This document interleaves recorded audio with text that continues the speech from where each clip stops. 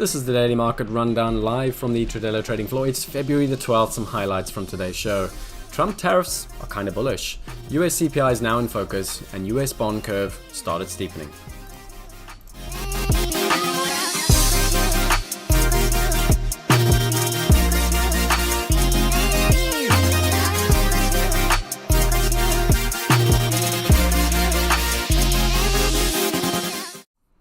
Good day traders, and then welcome to another daily market rundown. Let's get stuck straight into it. Absolutely nothing happening overnight. Why? Well, because we've got two key major things coming out today. One is coming out in just under an hour. That is the US CPI data. And then of course we have got an update on what Trump means about his reciprocal tariffs. So with that in mind, let's get stuck straight into it and talk a little bit about these tariffs and of course what you can expect over the course of today. Now, we are expecting him to give us an update on what he means by reciprocal tariffs. The general line of thinking is, well, whatever countries tariff the US, he's going to counteract that with an in-kind type tariff. Now, the key takeaway is that's the general thinking around all of that, and yet where are the markets? Okay, if we look at ultimately the S&P 500, we look at the NASDAQ, all of them are just around 1% from record high territories. If we go on a little bit further, and I think this is a key chart to look at, if we're going to actually have a look at,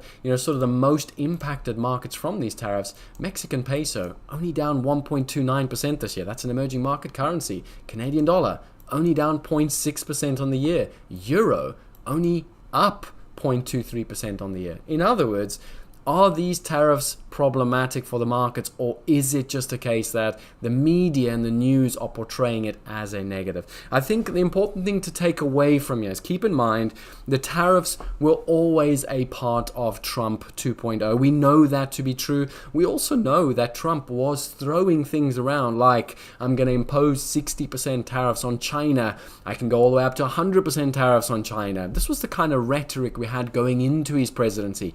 And yet, what actually have we got? What actual policy measures are in place? Well, to date, we've only actually got a 10% tariff against China, which is a significant sort of almost win compared to the 60% he told us about pre-presidency. So I think that's kind of what the market context is, which is they were always expecting these tariffs, but they're actually not as bad as what was perhaps priced or initially expected. Okay, now what that means ultimately is that, should the news flow continue in this direction, where it's more just sort of a lot of rhetoric, a lot of bluster, with a lot of sort of, giveaways and no real actual dollar impact, the result is that these tariffs announcements may actually turn out to be quite bullish for the stock market. Now, don't forget, these markets are looking for a reason to break out of this 2-month range. And so should we get again today reciprocal tariffs that perhaps they're not as bad as expected, don't be surprised to see that S&P 500 making a new record day at the end of today or perhaps the end of this week. Okay, let's turn our attention now and talk a little bit about Powell. He, of course, got quizzed for 2 hours. The poor guy, I do feel sorry for him. Some of the questions were just ridiculous. The key takeaway is that he said absolutely nothing new at a policy measure. He still thinks, of course, the US economy is in a very good place, and he's still very much of the view that there will be rate cuts over the course of this year. He stood ready, of course, to tell us that, should inflation obviously come down a little bit quicker than they expect, or perhaps the labor market unexpectedly weakens, they do stand by ready to cut rates. So very much in line with what he told us just a couple of weeks ago at the most recent FOMC policy decision. So nothing really new to take away from there. Unfortunately, he has to repeat the exercise today, but the key takeaway is nothing new from Powell. Now, let's get into it because we have got some very important data out. It's all about US CPI. Now, why this matters is because, like I said, Jerome Powell has told us if inflation comes down quicker than expected, they'll have the confidence they want, and as a result, ultimately, they will be in a position to cut. Soft landing is still very much the consensus expectation for Wall Street, which is why everyone on the street is expecting a double-digit return for the S&P 500 over the course of this year. Now, two charts to pay attention to. One, we've got the headline CPI.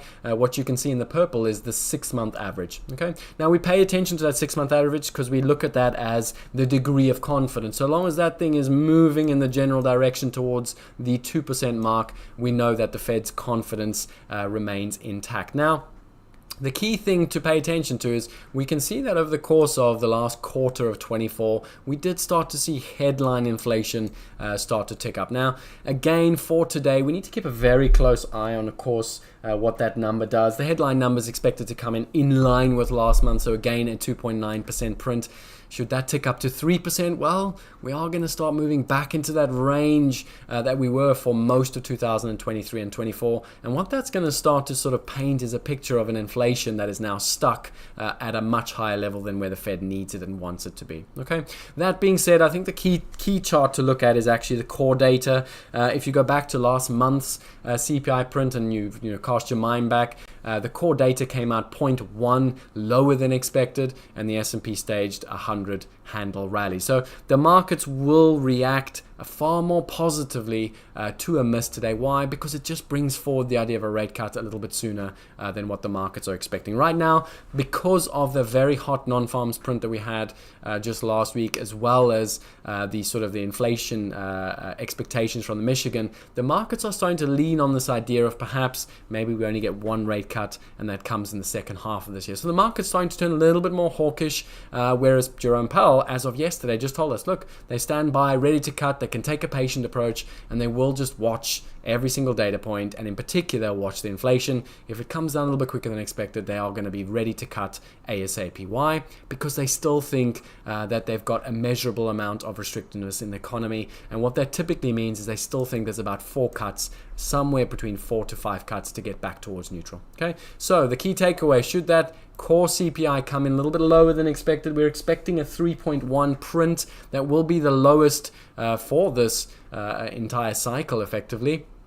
Should we get a 3% or even perhaps a 2.9, that will just simply give the equity markets rocket fuel to the upside, and it will, of course, also just give a little bit of a bid to some of the dollar pairs. Like I showed you in that chart previously, the dollar is not outperforming this year as everyone expects it to. In actual fact, the dollar is quite an underperformer, so should we get that miss in inflation, don't be surprised to see Euro Pound and the likes stage a decent rally. Okay, let's now turn our attention to another chart that is a very interesting one, and that is, of course, the US bonds. They will be very much in play, and the reason is because if we look at this marker here, you can see this really big down day in terms of yields. That was the inflation print miss from last month. It was just a 0.1 miss on the core. And we can see the result of that in terms of the green was 10 years yields dropped from 480 to 440. Okay, they staged a really significant drop over the course of the last month. So again, should we get that miss, don't be surprised to see the lower bound get retested again. And of course, in terms of the 2-year, it really is stuck in this 407 to 437 range.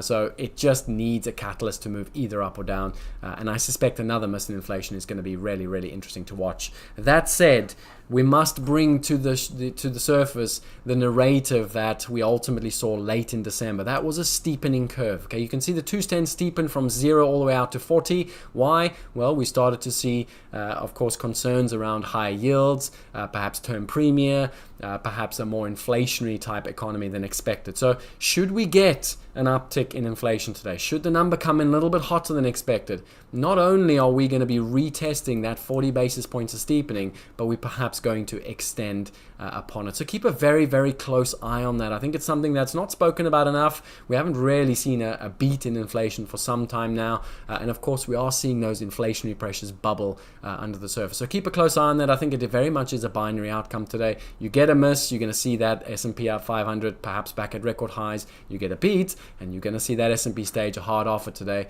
because it needs a catalyst to move either up or down, and everyone is simply just waiting for the CPI to come out today. Now, that being said, what is the impact on the equity markets? Well, again, I've put that vertical line in place for you.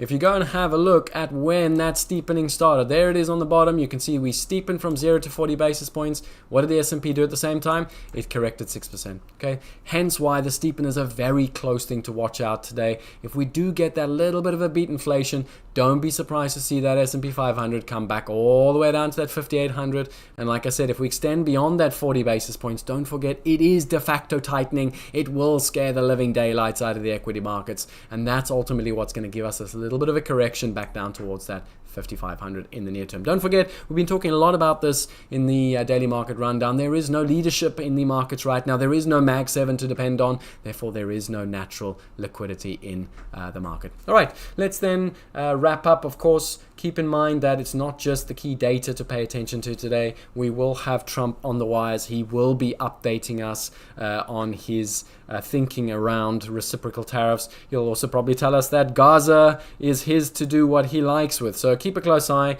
We're going to continue to see a lot of sort of aggressive rhetoric from Trump, and that is going to ultimately drive the markets. If there are any other questions, do of course post them in the private Discord channel. Otherwise, remember, it has all the potential to be quite a volatile session should that inflation beat or miss. So make sure you manage that risk, and of course always go make some money.